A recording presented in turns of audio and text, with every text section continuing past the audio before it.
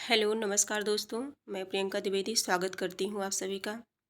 हम सभी हिंदी साहित्य के अंतर्गत भक्ति काल की प्रैक्टिस सेट कर रहे हैं और ये practice set UP TGT PGT अन्य राज्य के भी टीजीटी पीजीटी और बीपीएससी टीआरई 3.0 टीआरई 4 और इसके बाद LT grade UGC net JRF. कहने का तात्पर्य है कि हिंदी की समस्त प्रतियोगी परीक्षाओं के लिए ये अत्यंत ही उपयोगी है। ये पीवाईक्यू है और विभिन्न परीक्षाओं में पूछे गए प्रश्न हैं जो प्रायः बार बार पूछे जाते हैं।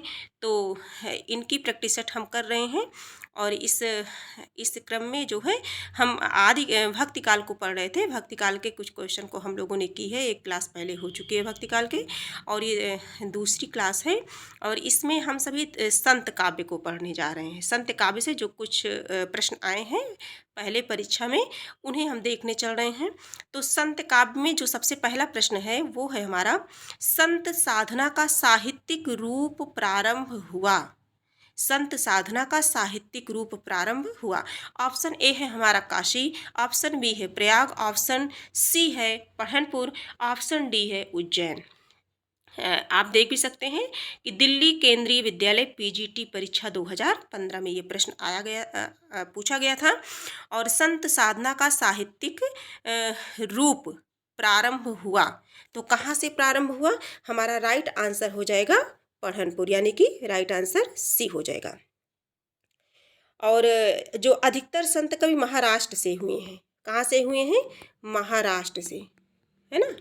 अधिकतर जो संत कवि हैं वो महाराष्ट्र से हुए हैं। नामदेव भी महाराष्ट्र के ही हैं। संत साधना का साहित्यिक रूप भी महाराष्ट्र यानी कि पढ़नपुर से प्रारंभ हुआ है ये, और इसका जो राइट आंसर है वो सी है ना। राइट आंसर सी हो जाएगा। इसके बाद जो है हम अगला प्रश्न देखेंगे। अगला प्रश्न है हमारा, ज्ञानाश्रय शाखा के प्रमुख कवि हैं। ज्ञानाश्रय शाखा के प्रमुख कवि हैं, तो ज्ञानाश्रय शाखा के प्रमुख कवि कौन है? ऑप्शन देख लेते हैं। Option A Raidas, option B Kabirdas, option C Guru Nanak, option D Tulsidas. तो ज्ञान आश्रय शाखा के कौन है? कबीरदास हैं। कौन है? कबीरदास है। तो राइट आंसर हमारा क्या हो जाएगा? बी हो जाएगा। अब हम थोड़ा सा देख लेते हैं कि जैसे भक्ति काल को दो शाखाओं में विभाजित किया गया है। हम भक्ति काल पढ़ रहे हैं ना, तो इनकी दो शाखाएं हैं। इनकी कितनी शाखाएं हैं? दो शाखाएं हैं। किसकी? भक्ति काल की। भक्ति काल है ना, भक्ति काल की दो शाखाएं हैं। और जो पहली जो है शाखा है निर्गुण शाखा है। पहले क्या है? निर्गुण शाखा। निर्गुण शाखा हो गई पहली निर्गुण हो गई, और दूसरी क्या है? सगुण हो गई। दूसरी सगुण हो गई। निर्गुण शाखा की ज्ञानाश्रय और प्रेमाश्रय, और ये जो निर्गुण है इसे भी दो भागों में बांटा गया है। दो भागों में। इसका जो पहला भाग है वो क्या है? ज्ञानाश्रय शाखा है ना, और दूसरा भाग है प्रेमाश्रय। और जो सगुण है इसकी भी दो शाखाएं हैं। इसकी भी दो शाखाएं हैं, एक तो रामाश्रय शाखा और दूसरी कृष्णाश्रय शाखा। तो जो राम को मानने वाले हैं वो रामाश्रय शाखा है ना, तुलसीदास, गोस्वामी तुलसीदास। कृष्णाश्रय शाखा जैसे सूरदास हैं, ठीक है। और लेकिन जो हमारा प्रश्न है वो पूछा ज्ञानाश्रय शाखा के प्रमुख कवि हैं, तो जो कबीरदास हैं वो किसके हैं? ज्ञानाश्रय शाखा के हैं। कबीरदास ज्ञानाश्रय शाखा के हैं। और अन्य कवि के बारे में जान लेते हैं। नानक, संत रैदास, रविदास, दादू दयाल, मलुकदास, धर्मदास और सुंदरदास है ना। और सुंदरदास सबसे ज़्यादा पढ़े लिखे थे। तो इस प्रकार से इसका राइट आंसर क्या हो जाएगा? कबीरदास हो जाएगा।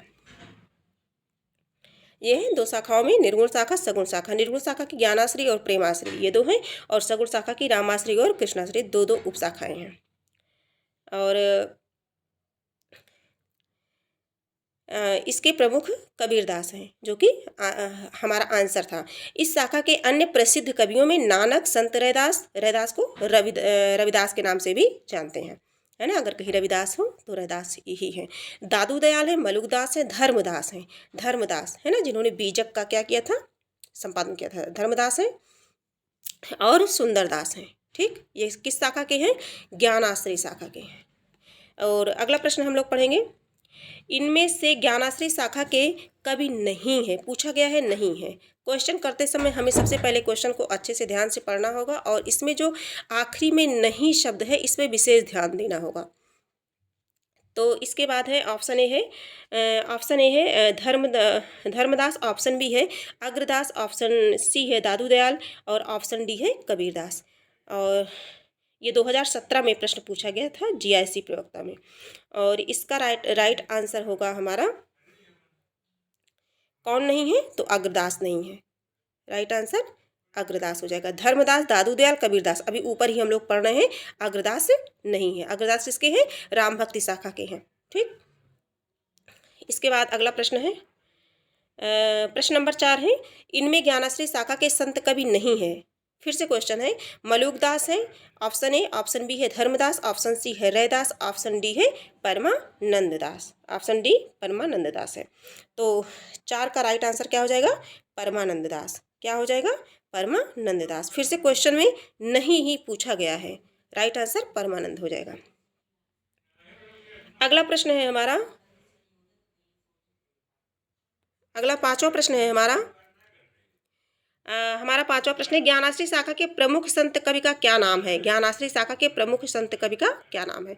ऑप्शन ए है सूरदास, ऑप्शन बी है चंद्रबरदाई, ऑप्शन सी है कबीरदास, ऑप्शन डी है विद्यापति। केवीएस प्रयोक्ता परीक्षा 2014 का प्रश्न है ये। ज्ञानाश्रय शाखा के प्रमुख संत कवि कौन है? तो अभी हम लोगों ने देखा कि ज्ञानाश्रय शाखा के प्रमुख संत कवि कौन है? कबीरदास हैं। 2 शाखाओं में सगुण और निर्गुण, और निर्गुण को ज्ञानाश्रय और प्रेमाश्रय, और जो ज्ञानाश्रय है उसी के ये प्रमुख संत कवि हैं। तो राइट आंसर हमारा क्या हो जाएगा? सी हो जाएगा। अगला प्रश्न है प्रश्न नंबर 6 है हमारा, निम्नलिखित में से संत काव्य परंपरा के अंतर्गत न आने वाले कवि का नाम है। अब फिर देखिए, न आने वाले कवि का नाम है। कभी भी हम अगर कोई भी क्वेश्चन करते हैं तो उसे हमें पहले बहुत अच्छे से प्रश्न को समझना होगा। निम्नलिखित में से संत काव्य परंपरा के अंतर्गत न आने वाले कवि का नाम, Kabirdas, option A, option B Dadu Dayal, option C Nanak और ऑप्शन डी जो है नंददास। तो इसका जो राइट आंसर हो जाएगा वो हो जाएगा सी। संत काव्य परंपरा के अंतर्गत न आने वाले कवि।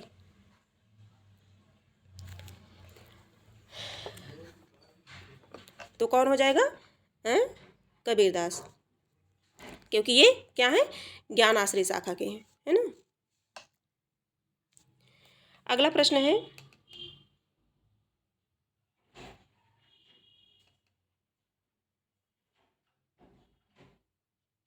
क्षमा चाहूंगी, इस प्रश्न को फिर से अच्छे से पढ़ते हैं। निम्नलिखित में से संत काव्य परंपरा के अंतर्गत, संत काव्य परंपरा के अंतर्गत न आने वाले कवि का नाम बताना है, जो संत काव्य परंपरा के अंतर्गत नहीं आते हैं। कबीरदास, दादू दयाल, नानक, इसका राइट आंसर हो जाएगा डी। क्या हो जाएगा? डी हो जाएगा। अगला प्रश्न है, निर्गुण संत कवियों में सर्वाधिक शास्त्रज्ञ एवं सुशिक्षित थे। अभी बताया गया, इनकी चर्चा हुई है, फिर भी देख लेते हैं। Option A Rajjab, option B Sundardas, option C Dharmadas, option D Dadu Dayal.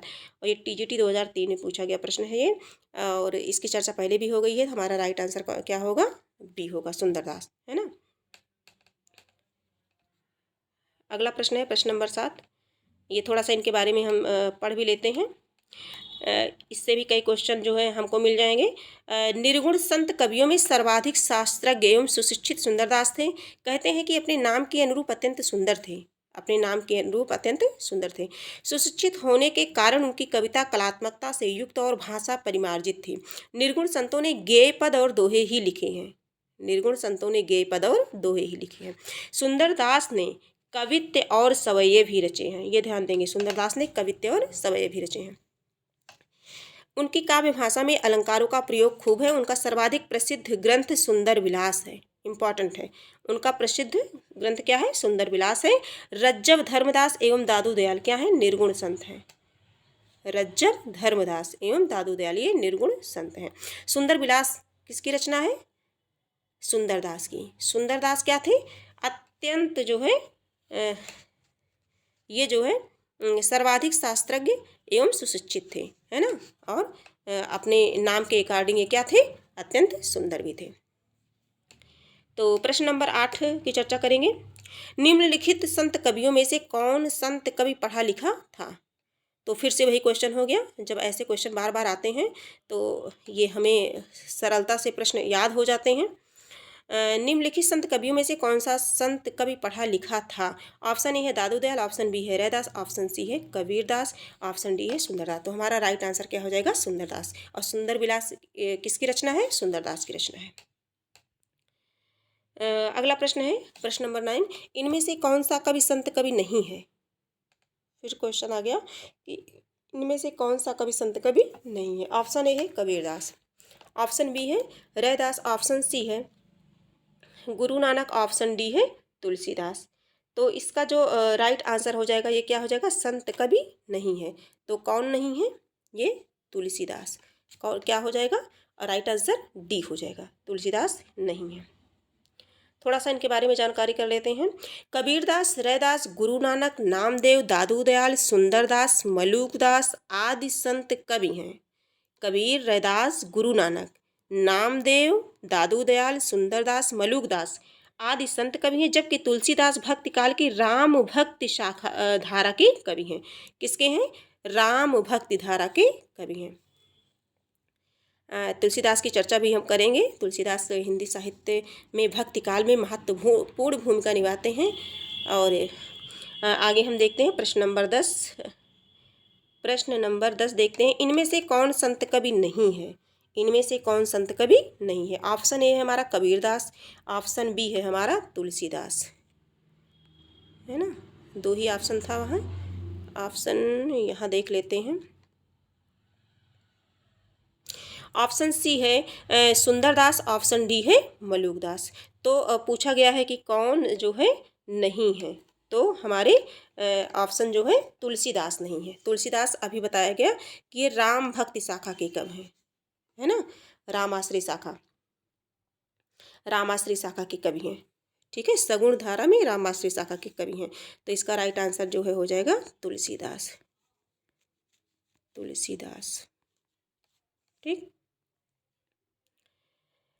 प्रश्न नंबर 11 देखेंगे। हरडे वाणी एवं अंगवधु किसकी वाणी के संकलन है? हरडे वाणी एवं अंगवधु, हरडे वाणी एवं अंगवधु। ऑप्शन ए है सुंदरदास, ऑप्शन बी है दादू दयाल, ऑप्शन सी है मलूकदास, ऑप्शन डी है कबीरदास, है ना। तो इसका जो राइट आंसर हो जाएगा वो हो जाएगा दादू दयाल। क्या हो जाएगा? दादू दयाल हो जाएगा, दादू दयाल। राइट आंसर दादू दयाल। हरडे वाणी एवं अंगवधु के संकलनकर्ता दादू दयाल हैं। थोड़ा सा दादू दयाल के बारे में हम पढ़ लेते हैं। हरडे वाणी एवं अंगवधु दादू दयाल की वाणी के संकलन है। दादू की वाणी को संकलित करने का कार्य सर्वप्रथम उनके शिष्यों संत दास एवं जगन्नाथ ने किया। किसने किया? संत दास एवं जगन्नाथ ने, संत दास एवं जगन्नाथ ने किया, जिनका नाम इन्होंने हरडे वाणी रखा। क्या रखा? हरडे वाणी। रज्जब ने दादू दयाल की वाणी को अंगवधु के नाम से संकलित किया। दादू दयाल की वाणी को अंगवधु नाम से किसने संकलित किया? तो रज्जब ने किया, है ना। किसने किया? रज्जब ने किया।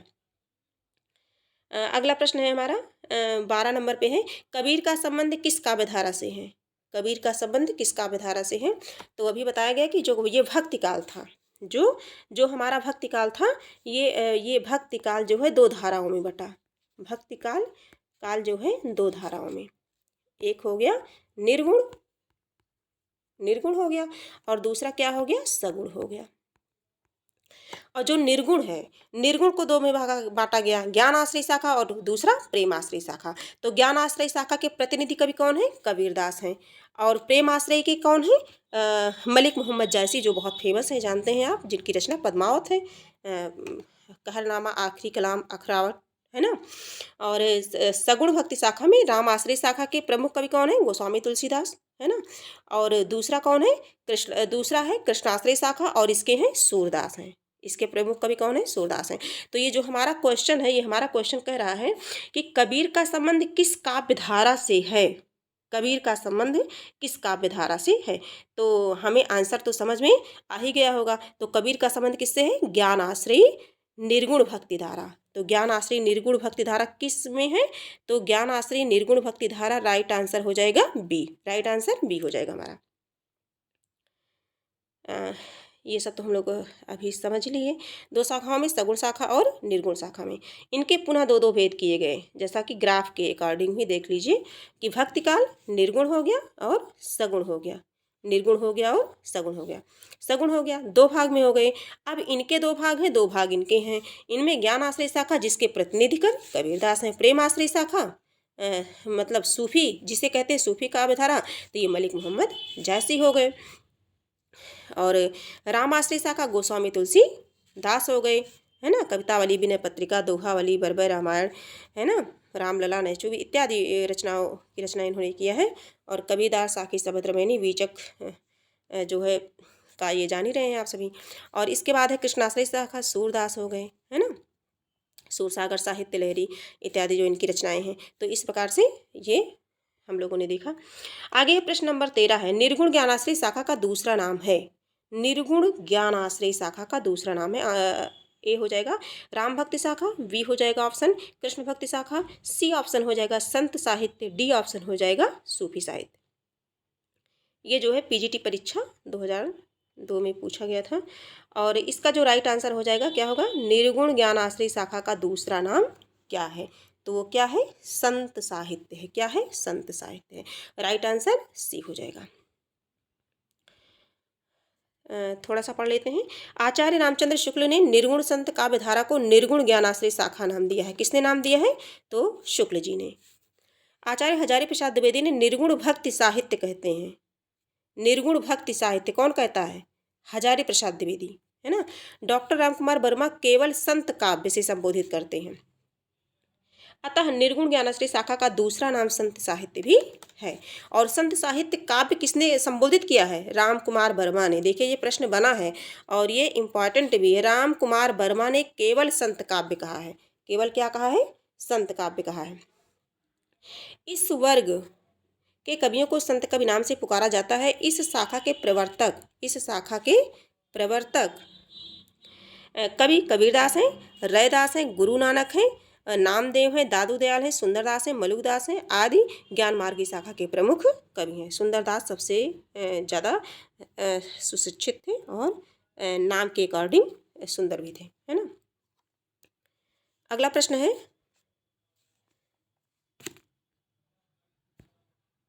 अगला प्रश्न है हमारा,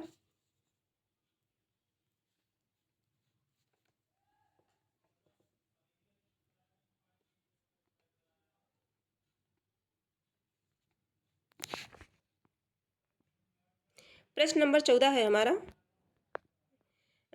कबीर दास किस धारा का प्रतिनिधित्व करते हैं? कबीर दास जो है किस धारा का प्रतिनिधित्व करते हैं? ऑप्शन ए है संत काव्य, ऑप्शन बी है सूफी काव्य, ऑप्शन सी है राम काव्य और ऑप्शन डी है जो है कृष्ण काव्य। ऑप्शन डी क्या है? कृष्ण काव्य है। तो कबीर दास किस धारा का प्रतिनिधित्व करते हैं? तो कबीर दास जैसा हम सभी जानते हैं कि कबीर एक क्या है? संत है। संत काव्य धारा का राइट आंसर हो जाएगा ए। अगला प्रश्न है हमारा, ज्ञान मार्गी शाखा के प्रतिनिधि ज्ञान मार्गी शाखा के कवियों को किस नाम से पुकारा जाता है? ज्ञान मार्गी शाखा के कवियों को किस नाम से पुकारा जाता है?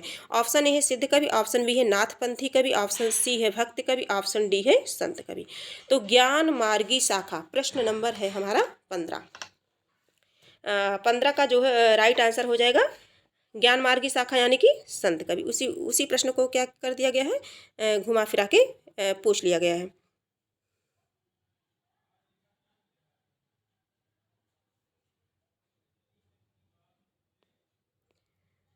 कौन सा है? राइट आंसर हो जाएगा हमारा डी हो जाएगा संत कवि, है ना। अगला प्रश्न है 16 नंबर पे प्रश्न है, संत काव्य नाम किसने दिया है? आचार्य रामचंद्र शुक्ल, ऑप्शन बी है राहुल शंकरत्यायन, ऑप्शन सी है doctor Ramkumar Verma, option D है हजारी प्रसाद द्विवेदी। तो अभी हम लोगों ने जस्ट ऊपर ही पढ़ा है, तो इसका राइट आंसर क्या हो जाएगा? सी हो जाएगा, डॉक्टर राम कुमार वर्मा ने संत काव्य नाम दिया है। अगला प्रश्न है प्रश्न नंबर 17 है, निम्नलिखित विकल्पों में से जो संत काव्य की विशेषता नहीं है उसे छांटिए। विशेषता के बारे में इसमें कहा गया है। ये KVS प्रवक्ता परीक्षा 2014 में आए हुए प्रश्न है। ये ऑप्शन ए है बाह्य आडंबरों का खंडन, ऑप्शन बी है गुरु का महत्व प्रतिपादन, ऑप्शन सी है सगुण ईश्वर की उपासना, ऑप्शन डी है जाति पाति का विरोध। तो किसकी विशेषता पूछा जा रहा है? संत काव्य की विशेषता नहीं है, ये ध्यान देंगे, संत काव्य की विशेषता नहीं है। तो इसमें देखिए बाह्य आडंबरों का खंडन ये तो है, गुरु की महत्ता ये भी है ना, जाति पाति का विरोध, जाति पाति का विरोध ये भी है ना। कबीरदास ने जाति पाति का किया था कि पाहन पूजे हर मिले तो हम पूजी पहाड़ घर, और घर की चकिया काव न पूजे जाके पीसा खाए, बहुत सारे मतलब उन्होंने कहा है। तो इस प्रकार से जाति पाति का भी विरोध हुआ था। गुरु का महत्व को भी इन्होंने बताया था, है ना। बाह्य आडंबर का भी किया था। सगुण ईश्वर की उपासना ये तो राम भक्ति शाखा में है ना। ये इसका राइट आंसर हो जाएगा सी। क्या हो जाएगा? सी हो जाएगा, क्योंकि नहीं पूछा गया। हाँ, राइट आंसर सी हो जाएगा। थोड़ा सा समझ लेते हैं। सगुण ईश्वर की उपासना संत काव्य की विशेषता नहीं है। सभी संत मूर्ति पूजा एवं अवतारवाद के विरोधी थे, परंतु जाने अनजाने रूप में इनमें से कुछ भी रचनाओं में सगुण तत्वों का समावेश हो गया। कबीर जैसे अद्वैतवादी और निर्गुण दर्शन के सरल प्रतिपादक कवि के काव्य में भी कहीं कहीं सगुण तत्व के दर्शन होते हैं। शेष विशेषताएं संत काव्य की हैं, यानी कि राइट आंसर हमारा सी हो जाएगा। प्रश्न नंबर 18 है, निर्गुण काव्य धारा की प्रवृत्ति है। निर्गुण काव्य धारा की प्रवृत्ति है। ऑप्शन ए वात्सल्य रस की प्रधानता, ऑप्शन बी प्रकृति पर चेतन सत्ता का आरोप, ऑप्शन सी है रूढ़ियों एवं बाह्यडंबरों का विरोध, ऑप्शन डी है आश्रयदाता की प्रशंसा। आश्रयदाता की प्रशंसा। प्रश्न नंबर है हमारा 18। तो इसमें कौन सी प्रवृत्ति है? तो रूढ़ियों एवं बाह्यडंबरों का विरोध। तो राइट आंसर हमारा क्या हो जाएगा? सी हो जाएगा। राइट आंसर सी हो जाएगा। थोड़ा सा इनके बारे में हम पढ़ लेते हैं। निर्गुण काव्यधारा की प्रवृत्ति में बौद्धियों के समान अवतारवाद, मूर्ति पूजा, तीर्थाटन, व्रत माला, छापा, तिलक आदि सभी बाह्य आडंबरों एवं रूढ़ियों का विरोध किया गया। ठीक, तो इस प्रकार से 18 प्रश्न हो गए। 20 प्रश्न टोटल हम लोग करेंगे। 20 नंबर का जो 19 नंबर का जो प्रश्न है हमारा, ये 19 नंबर का प्रश्न है। आचार्य रामचंद्र शुक्ल ने भक्ति काल के निम्नलिखित कवियों में से किसे सबसे कम महत्व दिया है ना। तो सबसे कम महत्व दिया है किसे? ऑप्शन ए है तुलसीदास, ऑप्शन बी है सूरदास, ऑप्शन सी है कबीरदास, तो ऑप्शन डी है जायसी। तो किसने सबसे कम महत्व दिया है? सबसे कम महत्व जो दिया है वो कौन है? किसको दिया है? ये कबीरदास को दिया है। किसे दिया है? कबीरदास को। तो कबीरदास किस में है? सी में। राइट आंसर हमारा क्या हो जाएगा? सी हो जाएगा। हाँ, किसी कवि को साहित्य में प्रतिष्ठा दिलाने वाले आचार्य रामचंद्र शुक्ल थे, है ना। हिंदी साहित्य में इनका बहुत महत्वपूर्ण ही स्थान है, जैसा कि सभी जानते हैं।